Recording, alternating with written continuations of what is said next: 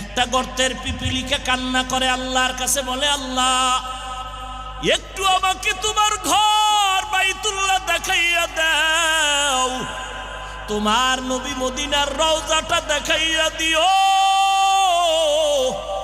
আল্লাহ কয়, ও আরবের কবুতর জলদি করে যাও, অমুক এলাকার কবুতর আমার ঘর দেখবে, মদিনার রওজা দেখবে, পায়ের সাথে লাগাইয়া দেখাইয়া জায়গায় পৌঁছাইয়া দাও।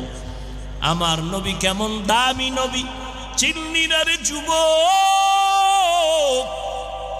আমার নবীর আদর্শ ১৫০০ বছর পর আমরা লালন করার দ্বারা আমগো সম্মান কমলো না বাড়লো? ও নবীর উম্মতের দল, একসময় আমগো মাদ্রাসাকে কেমন যেন অন্ধকার অন্ধকার ভাবতো অনেকেই, কিন্তু আলহামদুলিল্লাহ আমার মাদ্রাসার প্রত্যেকটা সন্তান মাদ্রাসায় ৩ বছর পড়াও, আরবি